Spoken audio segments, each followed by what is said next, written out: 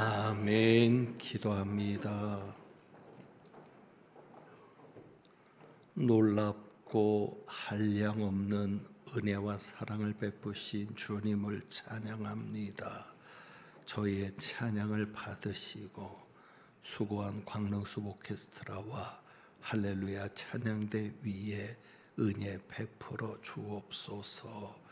이제 말씀 듣습니다. 성령께서 온전히 역사하여 주옵소서. 우리 주님 예수 그리스도의 이름으로 기도합니다. 아멘. 우리 9월의 마지막 주일이고 이제 곧 10월이 시작됐는데 힘내세요. 10월에도 주님께서 하십니다. 한번 인사합니다. 힘내세요. 10월에도 주님께서 하십니다. 오늘 성도의 교제 코이노니아 인사는 좀 깁니다. 서로 축복하는데 삶의 모든 순간이 꽃처럼 피어나길 축복합니다. 한번 인사하겠습니다. 삶의 모든 순간이 꽃처럼 피어나길 축복합니다. 꽃보다 아름다운 여러분들을 축복합니다. 지난 15일 주일에 설교를 준비하면서 지난날 사람들에게서 받은 상처들을 생각했습니다. 그러면서 이런 단어를 만들어 보았습니다. 사람 상처라는 말입니다. 우리는 여러 가지 상처를 가지고 상처를 내면서 살아가는데 사람에게 받은 상처니까 사람 상처라는 말을 생각해 보았습니다. 누구에게나 사람 상처가 다 있을 것입니다. 자, 그런데 우리가 사람에게서 상처를 받았을 때 어떻게 그 상처를 해결할 수 있으면 좋겠습니까? 무조건 용서하면 그 상처가 치료가 되겠습니까? 내게 상처를 준 사람은 잘못했다고 사과하지도 않는데 사과하지도 않는 그 사람을 무조건 용서하면 그것으로 상처가 치료되는 것이겠습니까? 새가족들을 볼 때마다 염려하고 기도하는 것은 하나님, 이분들이 교인들에게 상처받지 않게 해주세요 라고 마음을 다지고 기도하는데, 여러분, 교회에서 상처를 받았을 때 그렇다면 교회를 옮기면 그 상처가 치료가 되겠습니까? 내게 상처 준 사람을 보지 않아도 되니까 보지 않는 것만으로 상처가 치료되겠습니까? 문제는 내가 상처 받은 것 때문에 교회를 옮겼는데 그 교회에서 또 상처받지 않는다는 보장이 있습니까? 없습니까? 없습니다. 그게 문제요, 어려움입니다. 상처받은 것 때문에 교회를 옮겼는데 거기서 또 사람에게 상처받으면 그때 또 옮길 수 있겠습니까? 중요한 것은 상처를 극복하는 방법일 것인데 어떻게 하면 그 상처를 극복할 수 있을까를 생각해 봅니다. 사람들이 상처를 받았을 때 대략 5가지 정도의 반응을 보이는 것으로 정리됩니다. 여러분도 한번 생각해 보시죠. 내가 상처를 받았을 때, 누군가에게 상처를 받았을 때 대략 5가지 정도로 반응하는 모습이 나온다고 합니다. 첫 번째가 이겁니다. 상처를 받고는 내가 다시는 사람에게 상처를 받지 말아야지 하면서 스스로 고립을 택하는 겁니다. 그 다음부터 아무도 안 만나고, 왜? 상처받지 않으려고. 그러면서 누구에게도 친절을 베풀거나 다가가지 않는 모습으로 반응을 나타낼 수가 있습니다. 그 다음에 2번째는 이거죠. 내가 누군가에게 상처를 받았을 때 다시는 당하고 살면 안 되겠다. 이제는 내가 더 이상 당하고만 살지 말아야지 하면서 내가 먼저 공격을 하는 겁니다. 내가 먼저 공격을 하고 이기적으로 내 욕심만 채우면서 살아가는 모습으로, 자기 중심적인 모습으로 반응을 나타낼 수가 있습니다. 그 다음에 세 번째 반응은 이런 것이죠.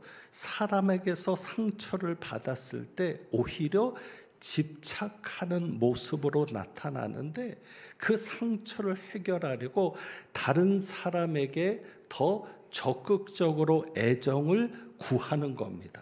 그러니까 다른 사람의 애정에 집착하거나 내가 어떤 일로 상처를 받았을 때 그 사람, 다른 사람의 반응에 집착하는 겁니다. 내가 또 상처받지 않으려고 다른 사람의 반응, 다른 사람의 관심에 집착하는 그런 모습으로도 나타날 수가 있습니다. 그 다음에 네 번째는 이거죠. 내가 상처를 받았을 때 그 상처를 잊지 못하고 계속해서 트라우마에 시달리는 사람도 있을 수 있습니다. 마지막 다섯 번째는 이겁니다. 상처를 받았을 때 그 후로 타인에 대한 이해가 생기는 것입니다. 내가 이런 일로 상처를 받았으니까 다른 사람도 이런 일로 상처를 받겠구나. 그러면서 타인의 상처를 깊이 느끼고 타인의 상처에 배려하고 공감하면서 타인을 돕는 방향으로 나가는 그런 모습도 있을 수 있습니다. 자, 이렇게 다섯 가지 모습으로 상처받은 사람들의 결과가 나타나는데, 그 중에 여러분은 어떤 사람이 가장 좋은 사람이겠습니까? 내가 누군가에게 상처를 받았을 때 내가 어떤 반응을 보이는 것이 가장 좋은 모습이겠습니까? 우리는 늘 하나님 앞에서 살아가는 존재이니까 하나님에 대한 관심을 생각해야 합니다. 하나님께서는 어떤 사람이 되기를 나에게 원하시겠습니까? 분명하죠? 다섯 번째입니다. 내가 상처를 받았기 때문에 다른 사람에 대한 이해가 더 생기는 겁니다. 그래서 똑같이 상처받은 사람들을 이해하고 배려하고 그를 위로하면서 그의 아픔에 공감하면서 그를 돕는 사람이 되는 것, 바로 그것이 하나님께서 원하시는 것일 겁니다. 그래서 우리는 사도 바울이 한 말을 기억하게 됩니다. 사도 바울도 상처가 많은 사람인데 고난이 많았잖아요. 그런데 사도 바울은 자신이 받은 그 상처 때문에 다른 사람을 이해할 수 있게 되었고 다른 사람을 더 위로할 수 있게 되었다고 말합니다. 바로 그것이 고린도후서 1장 6절과 7절이죠. 제가 읽어볼 테니까 화면에서 여러분이 말씀을 마음에 새겨주시면 좋겠습니다. 바울이 이렇게 말합니다. 우리가 환난 당하는 것도 너희가 위로와 구원을 받게 하려는 것이요, 우리가 위로를 받는 것도 너희가 위로를 받게 하려는 것이니 이 위로가 너희 속에 역사하여 우리가 받는 것 같은 고난을 너희도 견디게 하느니라. 너희를 위한 우리의 소망이 견고함은 너희가 고난에 참여하는 자가 된 것 같이 위로에도 그러할 줄을 알미라. 그러니까 사도 바울은 자기가 고난을 당할 때 자신과 똑같은 고난을 당하는 사람들을 이해하게 되고 그를 위로할 수 있게 된다는 겁니다. 그래서 너희의 위로를 위함이라고 하고, 바울이 가진 분명한 확신은 뭐냐면 내가 고난을 겪으면서 그 똑같은 고난을 겪은 사람을 위로한 것처럼 너희도 고난을 당하지만 그러나 똑같이 나처럼 위로하는 자가 될 줄 내가 확신한다라고 말을 합니다. 그래서 이런 말을 생각합니다. 상처받은 위로자. 여러분이 다 상처가 있죠. 그 상처를 통해서 똑같이 상처받은 누군가를 위로할 수 있기를 원합니다. 누군가를 도울 수 있는 여러분이 되시길 원합니다. 제가 2주 전에 설교를 준비할 때 그 제목입니다. 나는 사람을 믿지 않아. 하나님을 믿어야지 사람은 믿을 수 없어 라는 것을 가지고 말씀을 준비할 때 하나님이 도전하셨던 부분이 이겁니다. 하나님이 이것을 도전하셨어요. 너는 내가 너를 돕기 위해 보낸 사람도 믿지 않을래? 의도는 좋죠. 나는 이제부터 사람은 믿지 않고 하나님만 믿겠습니다. 좋은데 문제는 하나님이 누군가를 보내신다는 거죠. 너를 돕기 위해 보낸 사람도 너는 믿지 않을래?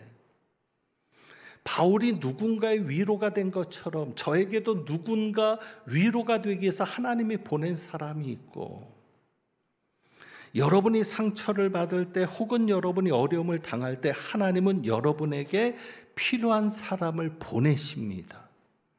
그러니까 우리 하나님은 하늘에서 뚝 떨어지는 것으로 역사하시는 것만이 아니라 누군가에게 사람을 보내시면서 그 사람을 통해서도 역사하시는 하나님이신 거죠. 그래서 지금까지 온 겁니다. 여러분이 그렇게 힘들고 어려운데도 포기하지 않고 여기까지 온 것은 누군가가 여러분을 도왔기 때문입니다. 그리고 누군가가 여러분을 도울 수 있도록 하나님께서 보내셨기 때문입니다. 그래서 하나님에 대해서 이렇게 정리하는 것이죠. 나를 도와줄 자를 보내시는 하나님. 하나님의 도우심을 생각하게 된 거예요. 사람에 대해서 생각하다 보니까 결국은 하나님의 도우심을 생각하게 되고 나를 도와줄 자를 보내시는 하나님을 떠올리게 됩니다. 그리고 실제로 어려울 때마다 무엇을 경험했어요? 나를 도울 자를 보내시는 하나님을 경험했죠. 그런데 오늘 본문은 전혀 반대되는 상황을 이야기합니다. 47장 4절입니다. 4절에 보면 하나님은 도와줄 자를 보내시는 하나님이신데 오히려 이렇게 말씀합니다. 4절 중간 부분에 보면 도와줄 자를 다 끊어버리시는 날이 올 것임이라. 도와줄 자를 다 끊어 버리시는 했으니까 누가 하는 거예요? 하나님이 하시는 거죠. 버리시는. 그러니까 하나님이 도와줄 자를 다 끊어 버리시는 날도 있다는 것입니다. 자, 그러면 이제 나를 돌아봅니다. 과연 나는 어떤 사람인가? 여러분은 어떤 사람이십니까? 하나님께서 도와줄 자를 보내시는 존재입니까? 아니면 하나님이 여러분을 볼 때 오히려 도와줄 자를 끊으시는 사람입니까? 여러분이 도와줄 자를 보내시는 하나님을 만나야죠. 그 하나님을 경험하고 나가야죠. 오히려 반대로 도와줄 자를 끊으시는 하나님을 만나면 되겠습니까? 그래서 오늘 하나님은 누구에게 이런 말씀을 하시는가를 살펴보는 것입니다. 오늘 말씀에 보니까 블레셋에 주시는 말씀입니다. 그러니까 하나님은 예레미야 선지자를 통해서 블레셋에 대해서 말씀합니다. 1절에 보면 이렇게 말씀하죠. 1절 바로가 가사를 치기 전에, 바로는 누구의 왕입니까? 애굽의 왕이죠. 애굽의 바로가 가사를 공격하기 전에 하나님께서 주신 말씀이라는 겁니다. 여기에서 애굽이 블레셋을 공격한다. 가사, 이 가사는 블레셋 지형의 주요 도시입니다. 5개 도시가 있습니다. 블레셋에는 주요 5개 도시가 성경에 나오는데 가사, 아스글론, 아스돗, 에그론, 가드, 이 5개 도시 중에 가장 중심되는 도시죠. 이 가사가 지금도 있습니다. 여러분 가자지구라는 거 들어보셨죠? 가자지구. 이스라엘과 하마스가 전쟁을 할 때 꼭 등장하는 동네가 가자지구입니다. 바로 그 가자지구가 가사죠. 그러니까 결국 지금이 이 블레셋과 이스라엘의 싸움, 이스라엘과 팔레스틴의 분쟁이 지금까지도 이어져 오고 있는데, 여기에서 이 애굽 왕 바로가 가사를 친다라는 것은 애굽의 세력이 지금 어떻게 올라오고 있다는 거예요? 북진하고 있다는 거예요. 그 당시 가장 강대국은 애굽입니다. 그래서 이스라엘 사람들도 애굽으로 망명을 한 겁니다. 그래서 그때 주셨던 말씀이 바로 예레미야 46장에 나오는 거죠. 그러니까 이것은 사람들의 일반적인 상식을 깨는 겁니다. 왜요? 만약에 블레셋이, 이 북쪽에 있는 블레셋, 이스라엘과 붙어 있는 곳이잖아요. 이 블레셋이 망하면 애굽에 의해서 망할 것이다라고 생각하는 겁니다. 왜? 애굽만큼 강대국은 없으니까. 바벨론은 신흥강국입니다. 아무리 군사적으로 계산을 해봐도 애굽에 의해서 바벨론이 아니라 애굽에 의해서 블레셋이 망하지, 바벨론에 의해서 블레셋이 망한다고는 상상할 수 없는 때거든요. 그런데 하나님의 말씀은 뭐라고 하세요? 2절입니다. 2절. 여호와께서 이와 같이 말씀하시되 보라, 물이 북쪽에서 일어나 물결치는 시내를 이루어. 블레셋의 멸망을 홍수가 나서 모든 것을 쓸어버리는 이미지로 말씀하십니다. 홍수가 나는 거예요. 근데 그 홍수가 남쪽에서 납니까? 북쪽에서 납니까? 북쪽에서. 애굽이 아니라 바벨론에 의해서 망할 것이다라고 말을 하는 것이죠. 그리고 심지어는 그 참혹함이 말할 수가 없는데 2절에 보면 그 땅과 그 중에 있는 모든 것과 그 성읍과 거기에 사는 자들을 휩쓸리니, 홍수가 나면 모든 것을 쓸어버리는 것처럼 그렇게 휩쓸어 가는데 사람들이 부르짖으며 그 땅 모든 주민이 울부짖으리라. 그리고 심각한 것이 3절입니다. 군마의 발굽소리와 달리는 병거 바퀴가 진동하는 소리 때문에 얼마나 소리가 큰지 아버지의 손맥이 풀려서 자기의 자녀를 돌보지 못하리니. 자식들을 돌보는 것이 아버지의 본능입니다. 어떤 위험이 오더라도 자식을 지키고자 하는 게 부모인데 부모들이 용기를 잃는 겁니다. 바로 그 얘기를 말해요. 손맥이 풀려서. 얼마나 두려우면, 얼마나 무서우면, 얼마나 끔찍하면 바벨론 군대 때문에 기가 꺾여서 용기를 잃고 자식들을 챙기지 못할 지경이라는 겁니다. 그러면서 말하는 것이죠. 이는 블레셋 사람을 유린하셨다라고 얘기합니다. 그리고 블레셋을 도와줄 누구도 두로와 시돈에 남아있는 바 도와줄 자도 다 끊어 버리시겠다. 그래서 두로와 시돈까지도 멸망시킬 것을 말씀합니다.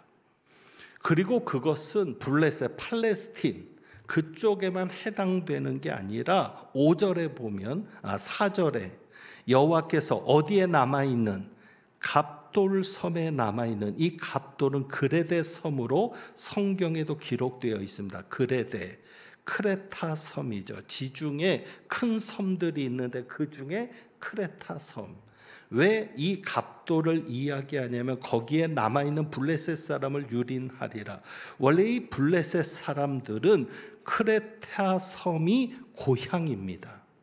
원래 여기에 거주했던 족속들이 가나안 땅으로 옮겨간 거예요. 그래서 블레셋이란 나라를 만든 거예요.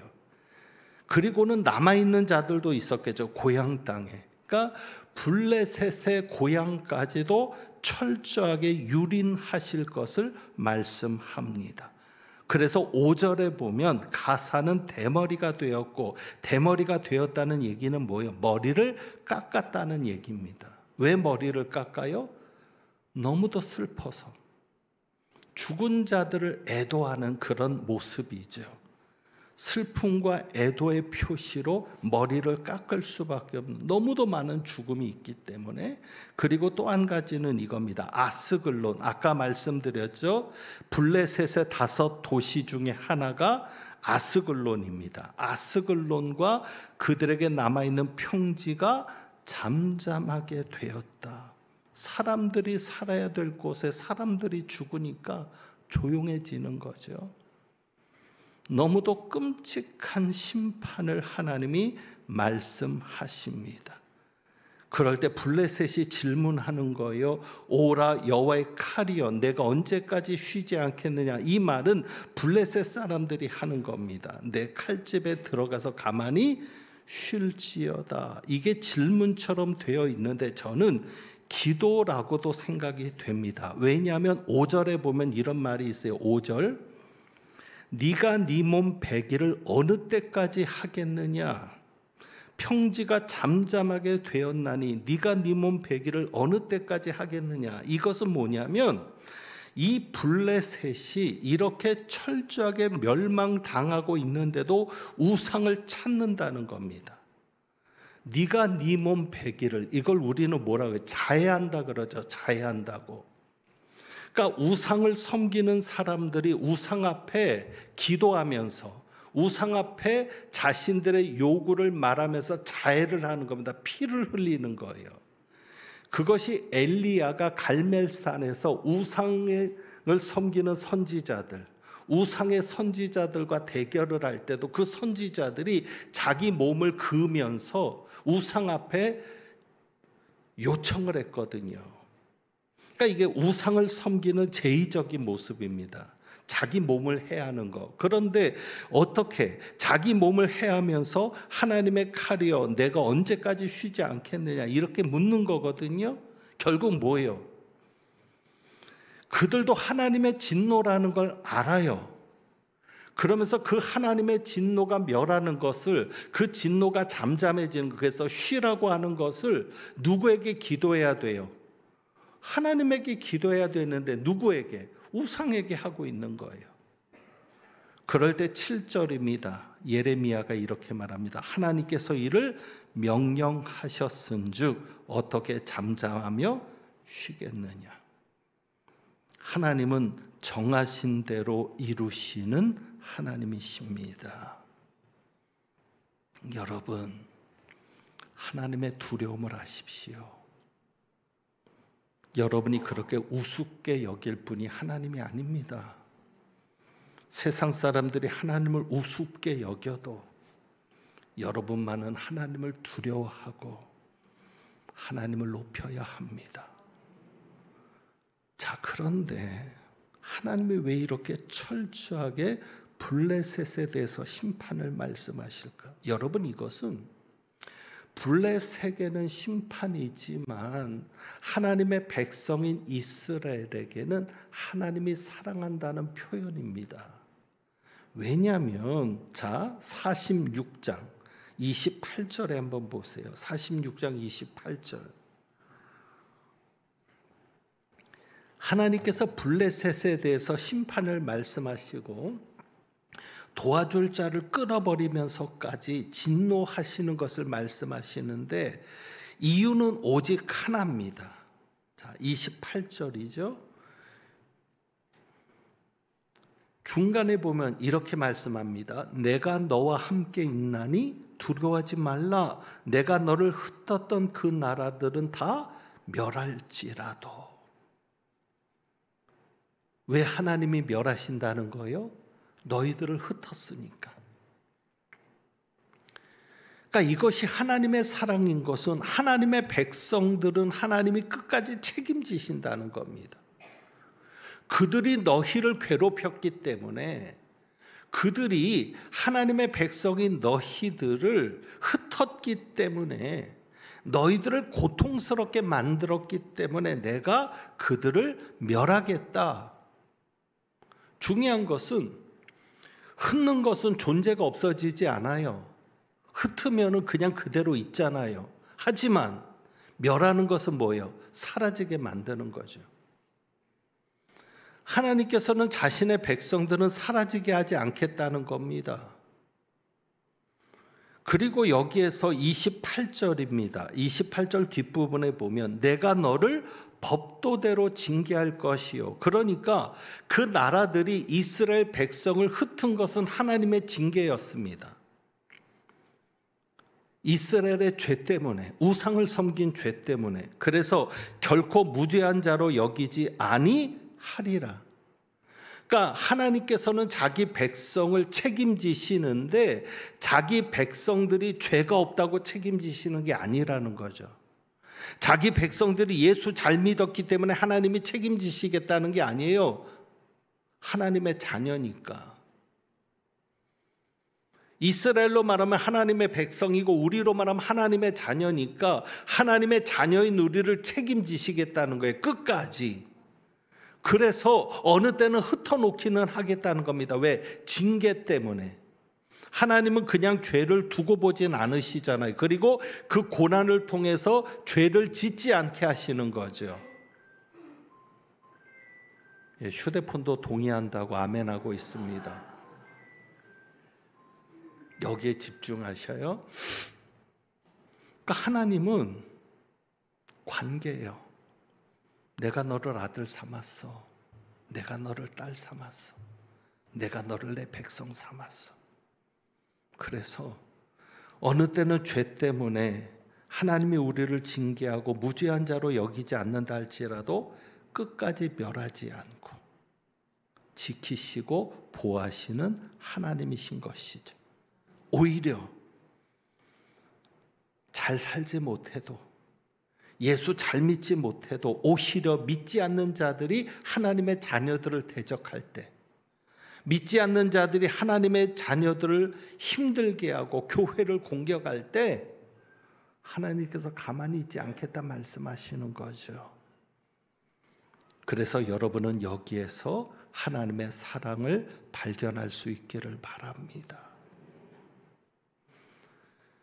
여러분이 어느 편에 서느냐가 중요하죠. 우리는 하나님 편입니다. 하나님의 백성이고 하나님의 자녀입니다. 그래서 하나님은 우리를 끝까지 책임지시는 거고요. 때때로 우리가 연약해도, 그래서 오늘 찬양 중에 주여 우린 연약합니다. 주여 우린 넘어집니다. 때때로 우리는 연약하고 넘어질 때도 있죠. 그러나 우리는 회개하는 겁니다. 우리가 회개하면 하나님 편에 있는 그 위치만큼은 달라지지 않고요. 하나님과의 관계는 깨어지지 않습니다. 그럴 때 하나님은 우리에게 누구를 보내십니까? 도와줄 자를 보내주시는 겁니다. 그래서 여러분이 이와 같은 하나님 편에만 있으면, 우리가 하나님과의 관계만 끊어지지 않고 있으면 하나님께서는 어떻게든지 우리를 도우시는 하나님이신 것을 여러분이 믿으시고 인내로 견뎌서 하나님의 도우심을 경험하는 은혜가 있기를 원합니다. 그래서 우리가 이 찬양을 드려보는 것인데, 그러면 하나님 편에 있는 자는 누구냐? 하나님과의 관계를 중요하게 여기는 자가 누구냐? 바로 이 찬양 가사처럼 나의 힘이 되신 여호와여, 내가 주님을 사랑합니다. 내가 주님을 찬양합니다. 이렇게 찬양하는 자가 하나님과의 관계가 끊이지 않는 자가 되는 것이고요. 여러분이 중요한 것은 2절 가사입니다. 이 찬양을 우리가 오늘의 찬양으로 보게 되는 것은 2절 가사 때문인데, 2절에 보면 중간에 이런 가사가 있죠. 나의 생의 목자 되시니 내가 따르리라. 어떤 악보는 따름이라 혹은 따르리라 이렇게 악보가 나와 있는 것도 있는데 다 잘못된 악보입니다. 원래 가사는 내가 따르리라. 따르리라가 무슨 의미 있겠어요? 저는 찬양할 때 가사를 생각하면서 찬양하거든요. 그래야 은혜가 됩니다. 가사 하나하나를 생각하다가, 그래서 눈 감고 찬양하다가 잘못 실수할 때도 있는데, 가사를 잘 여러분이 보셔야 돼요. 내가 하나님을 따른다는 결심이 아니에요. 내가 따르리라, 내가 따름이라, 그게 아니에요. 내가 따르리라, 우리 하나님만이 내가 쫓아가야 될 분이라는 거예요. 우리 하나님만이 내가 온전히 신뢰하고 끝까지 따라가야 될 분이라는 그런 고백이 내가 따르리랍니다. 그래서 여러분이 그 의미를 살려서 우리 한번 이 찬양 드려봅니다. 찬양하겠습니다.